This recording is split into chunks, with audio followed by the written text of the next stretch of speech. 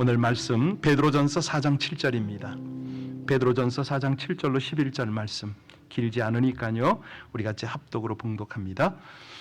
같이 읽습니다. 만물의 마지막이 가까웠으니 그러므로 너희는 정신을 차리고 이게 웬일? 베드로전서 4장 7절로 11절인데 7절 나오나요? 오케이. 다 같이 읽겠습니다. 시작. 만물의 마지막이 가까웠으니 그러므로 너희는 정신을 차리고 근신하여 기도하라. 무엇보다도 뜨겁게 서로 사랑할지니 사랑은 허다한 죄를 덮느니라. 서로 대접하기를 원망 없이 하고 각각 은사를 받은 대로 하나님의 여러 가지 은혜를 맡은 선한 청지기 같이 서로 봉사하라. 만일 누가 말하려면 하나님의 말씀을 하는 것 같이 하고 누가 봉사하려면 하나님이 공급하시는 힘으로 하는 것 같이 하라. 이는 범사에 예수 그리스도로 말미암아 하나님이 영광을 받으시게 하려 함이니 그에게 영광과 권능이 세세에 무궁하도록 있느니라. 아멘. 여러분 약점 있으십니까? 저는 아주 큰 약점이 있습니다. 오늘 고백을 하겠습니다. 성도들이 저를 꼼짝 못하게 하는 약점 뭔지 아세요? 예. 복음 전할 사람이 있습니다. 빨리 오세요. 제가 꼼짝 못합니다. 여기 진짜 아픈 사람이 있는데 목사님 빨리 기도하러 오세요. 여기에 꼼짝을 못합니다. 기도원에 갔다가 전화를 받았어요. 목사님 전도할 사람 와요. 병든 사람 와요. 빨리 오세요. 원래 오늘 오려고 했잖아요. 갑자기 어제 소환을 받았어요. 왔거든요. 자, 하나님께서 오면서 많은 기도를 했죠. 어떤 영혼을 예비하셨을까? 어떻게 해야 될까? 그랬더니요, 딱 교회 들어오자마자 60, 이거 다 공개해도 괜찮습니다. 우리 많은 사람 앞에서 그분이 다 얘기해 준 거예요. 62년생. 그런데 10대 때 왔어요. 초등학생 때. 그때 와가지고 1.5세죠. 미국에서 오래 사셨어요. 이분이 기다리고 있더라고요. 머리카락이 하나도 없어요. 아, 아픈 분이구나. 얼굴이 그냥 노르니까 금방 알아봤죠. 그런데 자세히 보니까 이가 하나도 없어요. 또 거기다가 지팡이를 옆에 걸어놓은 거예요. 이건 뭐지? 얘기를 물었습니다. 아니 어떻게 어디가 아프세요? 그랬더니 큰 수술만 14번을 받았답니다. 심장 수술을 여러 번 받고 그 후유증으로 신장이 망가져가지고 투석을 하고 있답니다. 그걸로 끝나는 게 아니에요. 아니 뇌경색이 와가지고 중풍이 들었어요. 이게 보통 일이 아닌 거예요.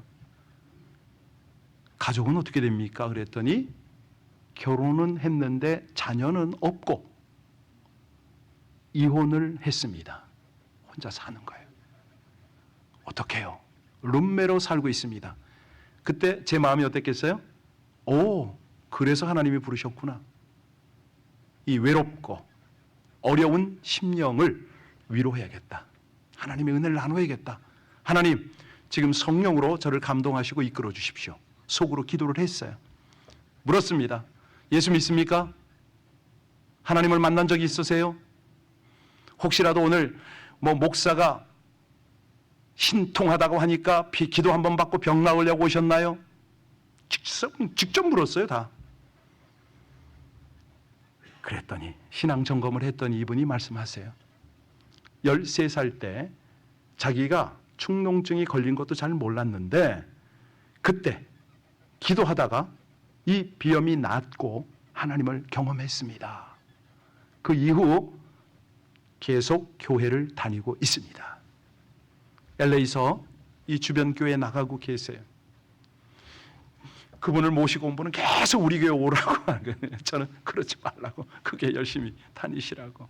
그러면서 함께 이야기를 좀 나눴습니다. 사실요, 복음이 필요하고 이제 복음이 있는 분들은 사실 병 낫기를 원하잖아요. 그런데 병 낫기보다 더 중요한 거 있는 거 아시죠?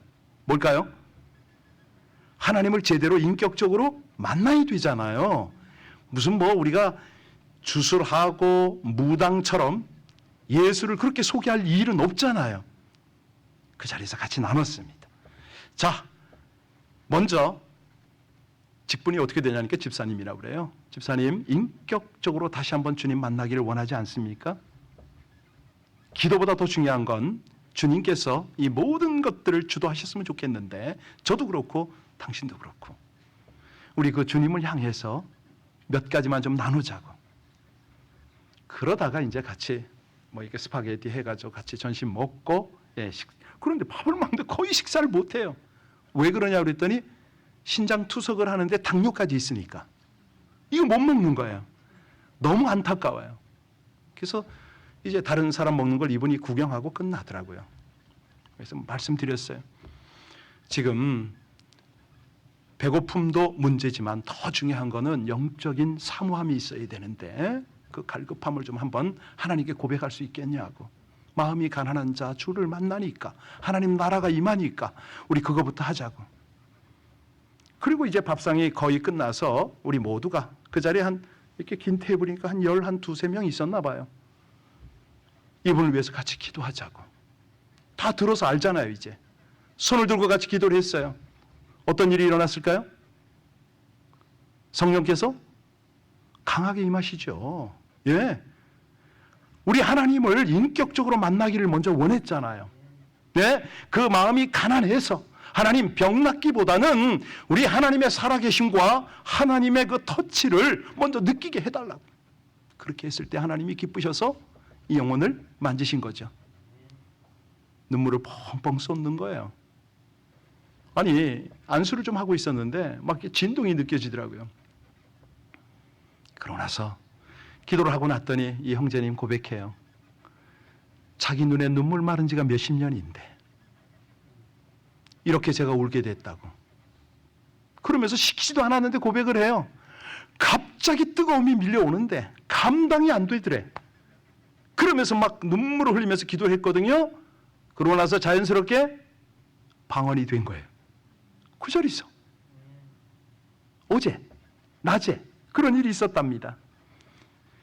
자, 어때요? 그분도 행복했겠지만 우리 모두도 그렇습니다. 여러분, 사람에게 행복을 주는 세 가지 요소 아세요? 첫째는 가정입니다. 왜요? 가정의 사랑. 둘째는 신앙입니다. 이 믿음을 통해서 우리에게 행복을 줘요. 그리고 하나 더 말하면은 직장입니다. 일터. 일을 통해서 우리에게 행복을 주거든요. 여러분, 가정이나 신앙이나 일터, 이 세 가지 중에 시간을 제일 많이 보내는 곳이 어딜 것 같아요? 교회? 가정? 일터? 맞습니다. 일터입니다. 이게 보통 심각한 게 아니에요. 여러분, 오늘도 열심히 일하다가 오신 분이 대부분 계신데, 자, 젊었을 때 에너지를 다 쏟아붓는 거잖아요. 저보고 몇 시간 일하냐고 물어보세요.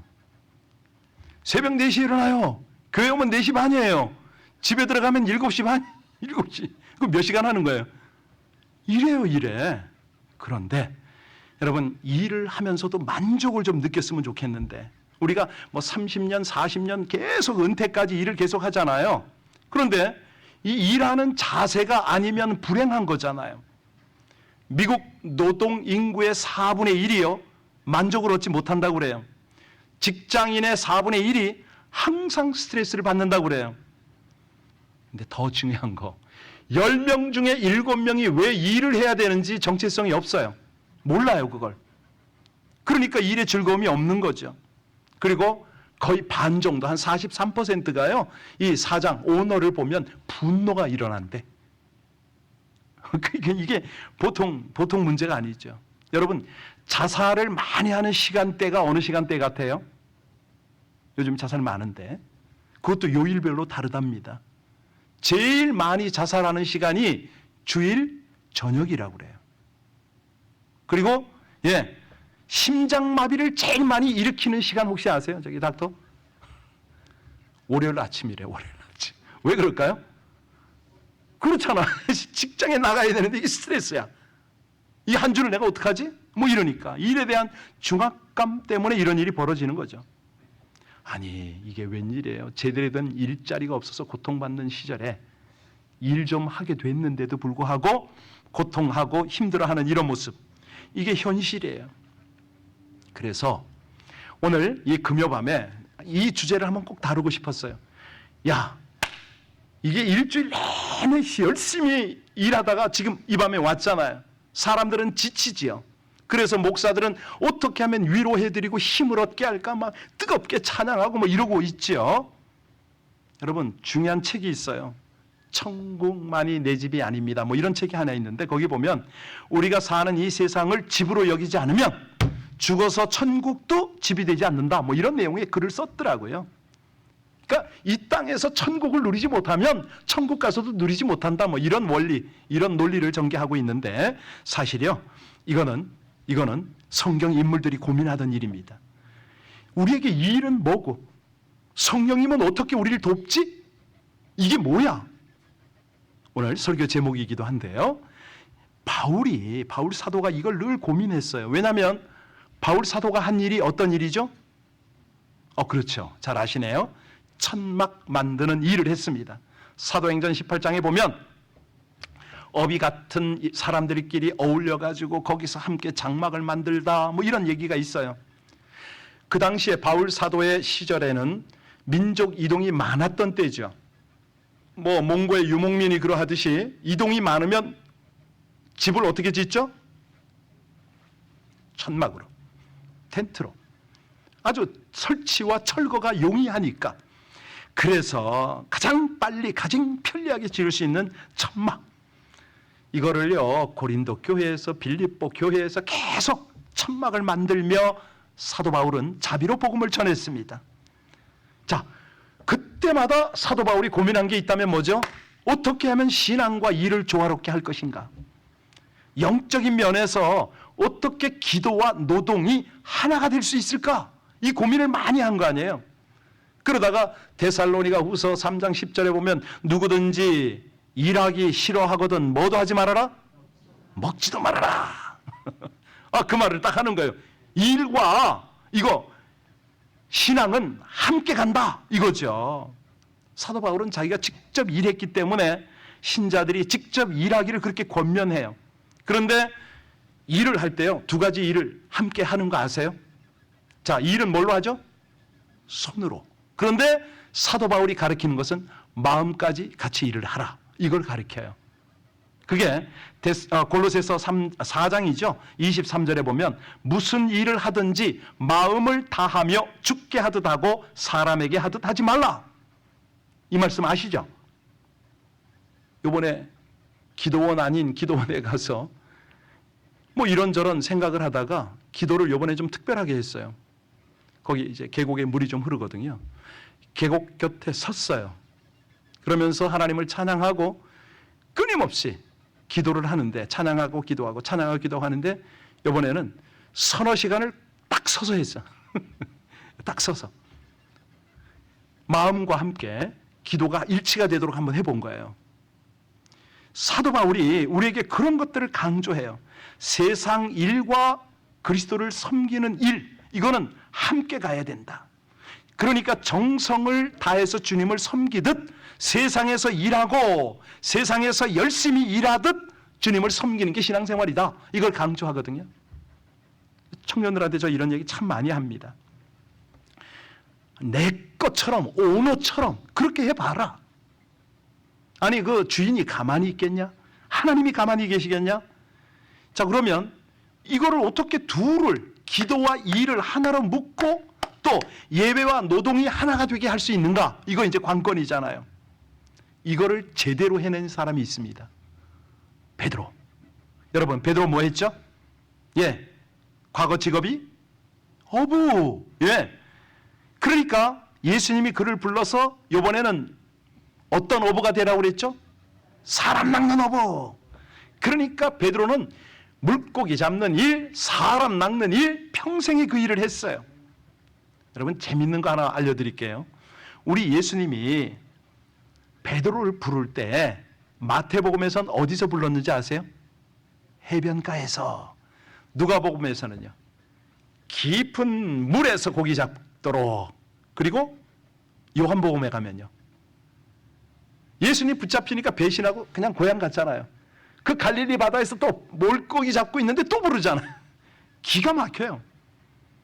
그러니까 고기 잡다가 사람 잡는 업으로 부름받은 베드로가요 오늘 11절에 뭐라고 그러는지, 베드로의 노동관이죠. 그의 신앙관입니다. 다시 한번 읽겠습니다. 시작.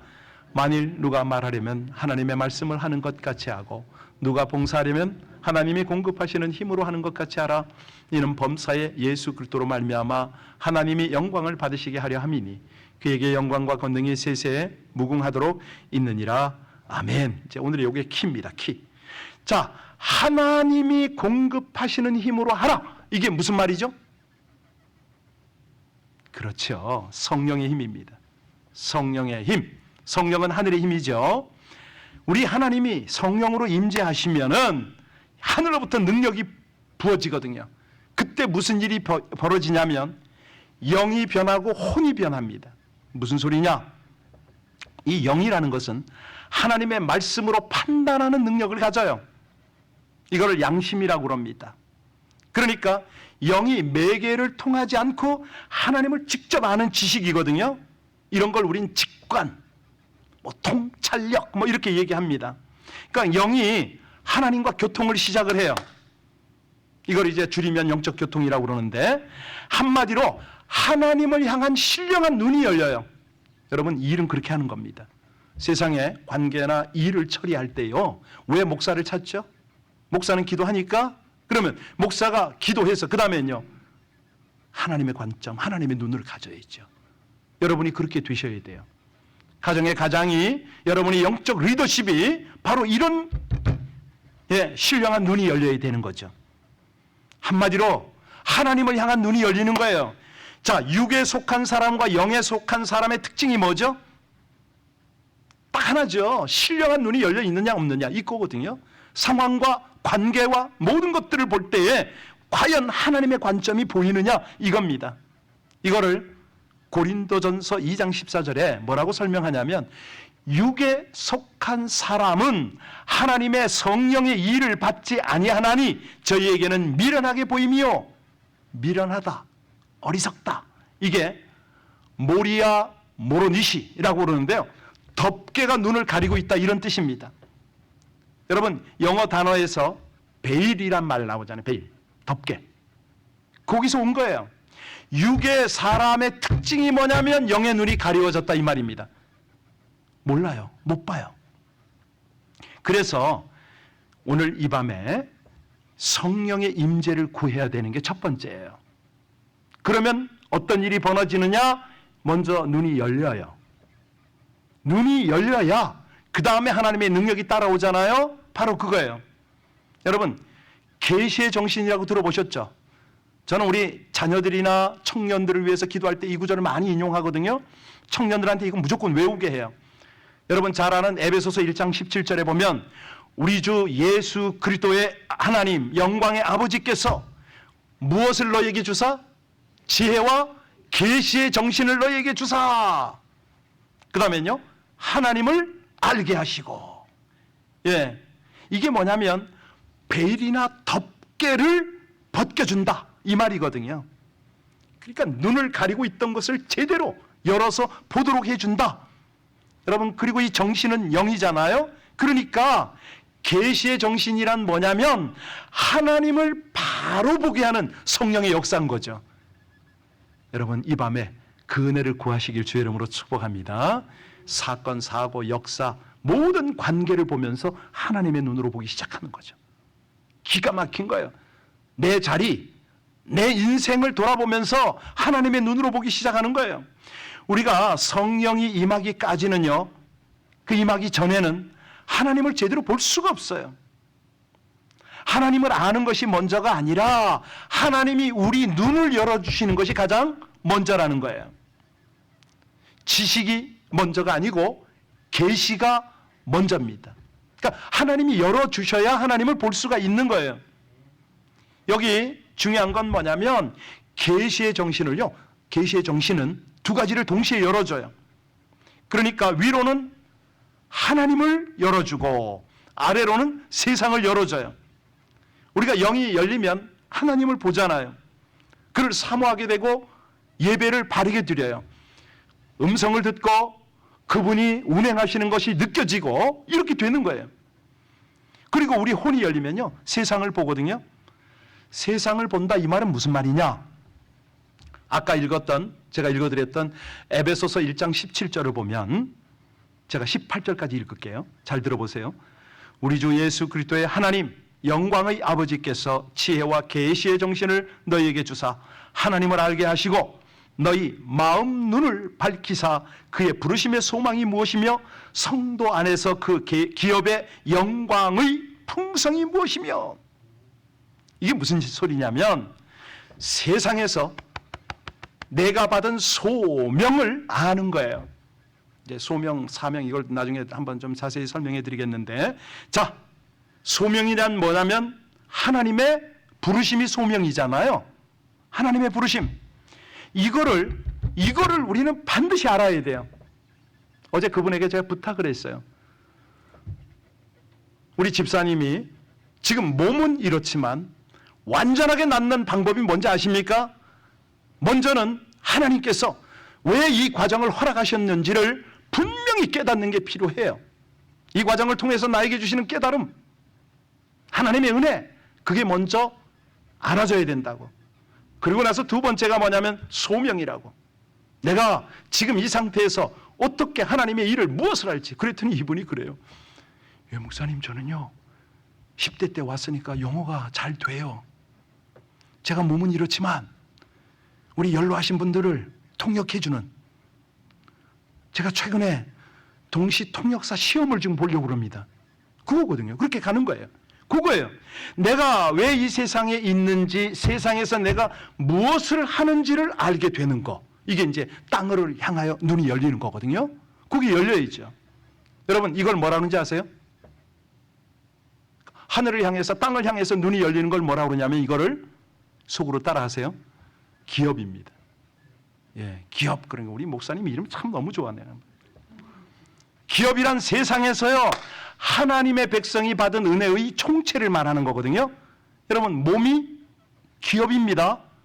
가정이 기업이에요. 직장이 기업이에요.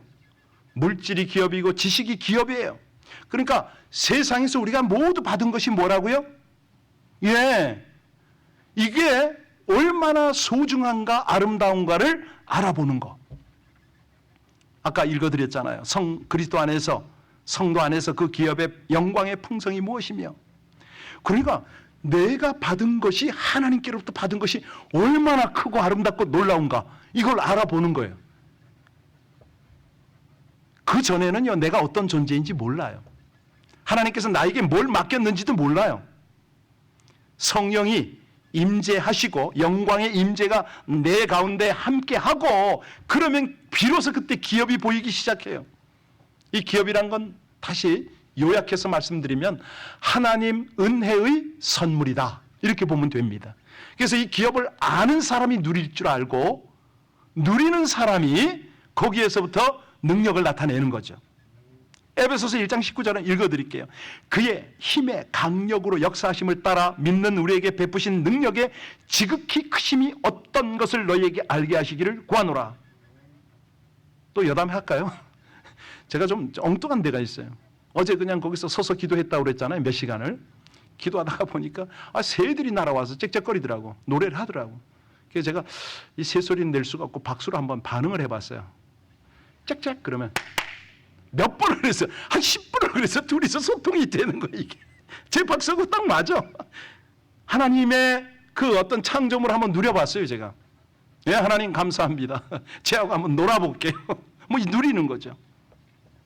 그러니까 하나님의 성령이 우리에게 계시의 정신을 주면 영을 열어서 하나님을 보게 할 뿐만 아니라 혼을 열어서 세상에서 우리의 소명을 보게 한다는 거예요. 아니, 제가 이것만 했겠어요? 블레싱을 하잖아요. 축복한다. 인간 때문에 탄식하고 고통받냐? 이제 회복해라. 그래서 예수의 은혜가 뭐 이렇게 축복을 하는 거죠. 축도를 하는 거죠. 여러분, 우리가요 이렇게 보면 세상 일, 교회 일 구분이 없습니다. 세속적인 일, 영적인 일, 이거 나눠지지가 않아요. 여러분 아시잖아. 출애굽기 31장에 보면 무슨 장면이 나오죠? 성막 건설하는 장면이 나오잖아요. 거기에 성막에 필요한 모든 기구를 만들고 그 유명한 부사렐과 누구죠? 또 하나? 오홀리압. 그렇죠. 두 사람이 그 모든 걸 만들고 그러잖아요. 거기 보면은 그 기구들을 다 만드는데 이게 바로 그 두 사람의 부사렐과 오홀리압의 사명이잖아요. 그 전에 하나님은 그들을 불러요. 소명, 일을 맡겨요. 우리에게도 똑같습니다. 우리도요, 각각 그 일을 다 맡게 돼요. 그런데 중요한 거는 뭐냐면 하나님의 신으로 말미암아 우리가 성령을 구하고 이 금요밤에 모인 게 뭐예요? 하나님의 은혜를 구하잖아요. 그분의 임재, 그분의 다스림 속에 우리가 함께 하기 위해서 지금 함께 하는 겁니다. 성령 안에서 기도하시길 바랍니다. 성령 안에서 예배하시길 바랍니다. 성령으로 말미암아 찬양하시길 바랍니다. 성령은 예배의 영이고요, 동시에 일의 영이에요. 이게 함께 가야 되는 거예요. 그러니까 하나님께 기도는 잘하는데 세상 일을 못한다? 이건 문제가 있는 거죠. 그러니 성령이 어떻게 교회 안에만 갇혀 있냐 이겁니다. 내가 잘할 수 있는 일이 있다는 거예요. 다 잘할 수는 없어요. 내가 잘하도록 하나님께서 나를 훈련시키고 인도하신 것이 있어요. 한번 생각해 보세요. 다윗이 어떤 상황에서 부름받았죠? 사무엘이 찾아갔을 때 다윗이 뭐 하고 있었어요? 그렇죠. 일하고 있을 때 부름을 받아요. 거기에 기름 부음이 있어요. 엘리야의 후계자가 누구죠? 엘리사를 부르실 때에 엘리사는 뭐 하고 있었죠? 소를 12마리 겨루를 해서 밭 깔고 있었잖아요. 여러분, 하나님이 기드온을 부를 때 기드온은 뭐 하고 있었어요? 타작하고 있었죠. 무슨 얘기인지 이해 가세요? 베드로와 요한을 제자로 부를 때 뭐 하고 있었나요? 갈릴리 바다에서 금을 던지고 있었죠. 마태를 불렀을 때 마태는 뭐 하고 있었죠? 그렇죠. 세간에서 일하고 있었어요. 그러니까 일과 하나님의 역사는 함께 간다. 어느 게 세속적이고 어느 게 뭐 영적이게 없어요. 하나님이 볼 때는 똑같은 거예요. 이걸로 함께 가는 거죠. 성경에서 노는 사람을 부른 적은 없습니다. 빈둥거리는 사람을 부른 기록은 없어요. 그러니까 세상 일과 나에게 맡겨진 일을 부지런히 하는 사람이 하나님의 일도 아멘입니까? 진짜예요. 그래서 헌신을 보는 거예요. 그래서 헌신. 여러분, 사람들은 뭐 세상 일은 작은 일이요, 하나님의 일은 뭐 큰 일이다. 절대 그런 거 없습니다. 절대 그런 거 없습니다. 우리 한 분 하나님께서요, 성전, 공간 뭐 이런 거 다 함께 하시잖아요. 자, 오늘 7절 보겠습니다. 7절 보면 베드로전서 4장 7절이요. 만물의 마지막이 가까웠으니 그러므로 너희는 정신을 차리고 근신하여 기도하며 일하라, 이 말 아닙니까? 기도하며 일하라. 이거는 많은 뭐 여러 가지 예화가 있지만 다 접어두고 그냥 넘어가겠습니다. 제가 그 필립 얀시의 그 기도라는 책을 잠깐 소개해 드릴게요. 그 책에 보면 얀시가 그런 글을 썼어요. 어느 가정에서 모처럼 아버지가 열심히 이제 그 쉬는 날이었어요. 집에서 열심히 일을 했어. 쉬는 김에 뒤뜰에 계단을 하나 만들어야겠다. 아주 그냥 땀을 뻘뻘 흘리면서 일하는데 이게 그냥 뭐 나무만 가지고 안 되잖아요. 엄청 무거운 돌을 막 끙끙거리면 날랐어. 바로 그때 6살짜리 딸아이가 싹 다가왔어요. 아빠, 나도 좀 돕게 해줘요. 아니야, 넌 어리니까 집에 들어가 있어라. 막무가내야. 나중에는 안 들어주니까 막 울면서 때를 쓰면서 내가 뭘 하게 해달라고.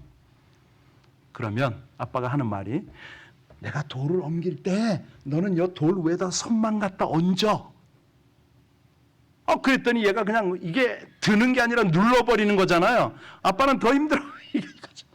근데 나중에 그냥 아빠가 돌 사이에 뭐 흙 채우는 걸 보더니 얘가 그냥 어디 가서 흙을 갖다 뿌려대고 난리가 난 거예요. 방해를 하기 시작하는데 이게 혼내면 울까봐 그냥 아빠는 그럭저럭 참고 넘어갔단 말이에요. 일이 다 끝났어. 저녁 식탁에 앉았어. 딸아이가 큰 소리로 엄마를 불러요. 엄마, 내가 아빠랑 계단 만들었다. 그런 거예요. 그러면서 하는 말, 아빠, 그치? 그때 아빠가 뭐라 그래요? 맞장구를 쳐요. 그래 수고했다. 아니 딸이 도움이 안 될 뿐만 아니라 방해가 됐는데 아빠는 그런 느낌이었어요. 그런데 딸은 아빠 앞에서 엄마한테 자랑을 늘어놓네. 아빠는 맞장구를 쳤습니다. 예, 근데 아빠가요 나중에 가만히 생각하면서 딸이 내 옆에 있는 게 너무 감사한 거예요. 딸이 뭔가 했다는 것이 그 대견해서 그래 네가 수고했다고 공을 딸에게 돌렸어요. 이걸 뭐라고 그래요? 기도라고 그럽니다. 기도. 다 깨달으셨어요? 기도라는 게 뭐냐면 그냥 우리는 뭐 새벽에 그냥 저녁에 조금 이렇게 금요 예배 와가지고 몇 마디 했다고 하나님 앞에 공을 다 돌까 그냥 예. 아니 사실은 하나님이 다 하시고 그죠? 모든 걸 다 끌어가는데 우리는 봐 내가 기도했잖아. 내가 널 위해서 기도하잖아. 맨날 그러지 않나요? 하나님이 일하시는 현장에서 그냥 하나님이 옮기는 돌에다가 손을 올려놓고 막 눌러대면서 그냥 하나님 내가 했지요? 내가 기도했지요? 이런단 말이에요 이거. 예. 그런데 우리 하나님은 어떻게 해주세요? 그래 네가 했다. 네가 했다. 예. 아니 우리가 안 해도 하나님이 능히 하실 일들이거든요. 그런데 하나님은 금요밤에 우리를 불러서 기도의 거룩한 동역자 삼으셨음을 믿으시기 바랍니다. 우리가 그냥 온갖 오지랖을 떨고 그냥 엉뚱한 기도를 해도 하나님은 여러분을 물리치지 않고 그래 같이 하자 같이 가자 은혜 주시는 하나님이신 줄로 믿으시기 바랍니다. 예, 새벽에 나와서 새벽기도 꼬박꼬박 하나요? 그냥 졸다 갈 때가 반이잖아요. 크리스틴 권사님 아닌가요? 아니에요. 할렐루야. 그래서 하나님이 잘했다. 그래 잘했다. 수고했다. 아니 그러니까 이게 은혜입니다. 은혜. 하나님이 불러주시고 기도하게 하시고 예, 기도의 열매로 공은 우리에게 다 돌려주는 거. 이걸 우리는 은혜라고 그래요. 근데 이게 깨달아지질 않아. 그냥 가는 거예요. 여러분 그래서요 오늘 8절에 중요한 대답이 있어요.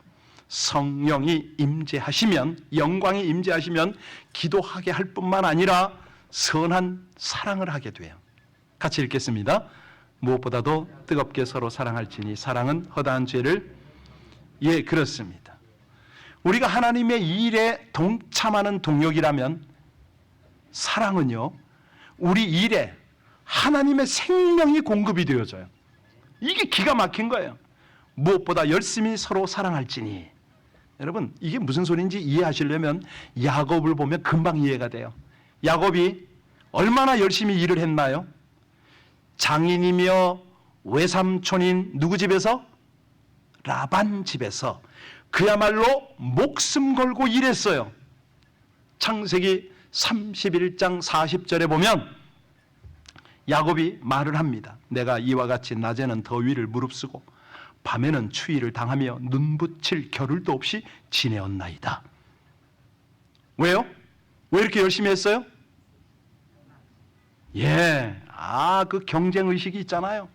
남보다 잘 되려고 애쓰는 사람, 형보다 잘 되려고 장자권을 팥죽에 산 사람, 예, 그 사람이 낯선 땅에서 얼마나 열심히 일했겠습니까? 그런데 열심히 일하는 것과 행복한 것은 다르죠. 생명을 걸고 일하는 것과 생명을 얻는 것은 다르죠. 고욕과 성욕이 달라요. 열심히 일하면 돈 많이 벌 수 있습니다. 그런데 그렇게 열심히 일한다고 돈 많이 번다고 행복한가요? 아니거든요. 야곱 보세요. 떼약볕에 그렇게 고욕을 하던 야곱이 어느 순간부터 아주 기쁘게 일을 해요. 여러분 그 순간이 어느 순간이죠? 창세기 29장 20절에 보면 야곱이 라헬을 위하여 7년 반 동안 라반을 봉사하였으나 그를 연애하는 까닭에 7년을 어떻게 여겼더라? 수일같이 여겼더라. 이거예요, 이거. 일을 하는데 어떤 사랑의 대상이 확실하잖아요. 힘이 안 든다니까. 즐거우세요. 기쁨으로 해요. 힘든 줄 몰라요. 그러니까 라헬을 사랑하는 순간부터 야곱은 노동에서 벗어났습니다. 라헬과 눈이 탁 마주치는 그 순간에 일에 동력이 붙었어요. 그 속에 생명이 흘러요. 여러분, 우리가 일하면 뭐가 되죠? 일하면, 욕심을 위해서 일하면 노동이 되잖아요. 일의 노예가 돼요. 그런데 사랑해서 일을 하게 되면 뭐가 돼요? 일의 주인이 돼요. 행복하게 된다니까요. 여러분, 금요 예배 오시기 전에, 아니 평소에 일할 때 사랑 때문에 일하시기를 주의 이름으로 축원합니다. 힘 안 들어요. 그때부터는 달라요. 이게 완전히 달라요. 그런데 그게 뭐 마음대로 되나? 그러니까 우리가 성령의 임함을 사모하잖아요. 선한 능력을 받으려고 그러잖아요. 오늘 10절부터 11절까지 마무리하겠습니다. 다시 한번 읽겠습니다. 각각 은사를 받은 대로 하나님의 여러 가지 은혜를 맡은 선한 청지기 같이 서로 봉사하라. 만일 누가 말하려면 하나님의 말씀을 하는 것 같이 하고 누가 봉사하려면 하나님이 공급하시는 힘으로 하는 것 같이 하라. 이는 범사의 예수 그리스도로 말미암아 하나님이 영광을 받으시게 하려 함이니 그에게 그렇습니다. 이게 뭐냐면 10절 자세히 보면요, 우리에게 성령이 임하면 일로부터 자유함을 누리게 된다는 거 아니에요. 노동으로 여기질 않아요. 더 이상 이게 노동이 아닌 거예요. 근데 우리가 이게 안 되면 고역이에요. 너무 힘들어요. 네. 그러니까 계속 불평불만하고 공치사하고 내가 얼마나 했는데 이것밖에 안 해주냐. 맨날 그거죠. 내 고생하는 거 알려냐고. 여러분, 우리가 예배를 영어로 뭐라고 그래요? 그럼 봉사는 영어로 뭐라고 그래요? 예, 같아요. 그거예요, 그거. 예배와 일이 하나인 거예요. 다 서비스예요. 이거를 우리 잊지 마세요. 그때부터 여러분의 일하는 곳에 놀라운 역사가, 능력이 나타나는 거죠. 지혜가 거기서 막 흘러가고요. 우리 하나님의 능력이 그 속에서 막 흘러가고요. 그러니까 다른 사람이 엄두도 못 내는 그런 어떤 아이디어가 거기서 팍팍 나오는 거죠. 아까 제가 이 계단을 제가 오르내리잖아요. 항상 짧지만은 뭐 그거 운동 삼아 가는데 그걸 오르내리면서 이 기도 이걸 계속 적용을 했어요. 하나님 기뻐요. 운동돼서 기쁘고 예배 자리에 오르락내리락해서 너무 기뻐요. 감사해요. 되더라고요. 여러분, 우리가 좀 그랬으면 좋겠습니다. 가정에서든 교회에서든 여러분의 삶의 현장에서 딱 여기야말로 하나님을 예배하는 예배지다. 여기야말로 하나님께서 사명을 주신 선교지다. 딱 이렇게 생각하고 나가면 거기에 성령의 은사와 능력이 함께 하실 줄로 믿으시기 바랍니다. 아니, 거기에 바로 주님이 일하시기 시작하세요. 주가 일하시네 한번 할까요? 찬양? 네, 주가 일하시네. 이 찬양을 할 때 그렇습니다. 하나님, 우리가 아무도 알아주지 않고 정말 누구도 격려하지 않아도 제가 주님이 계시기 때문에 그 길을 제가 갈 겁니다. 이 찬양이거든요. 우리 같이 날이 저물어 갈 때 빈들에서 걸을 때 이 찬양 같이 하겠습니다.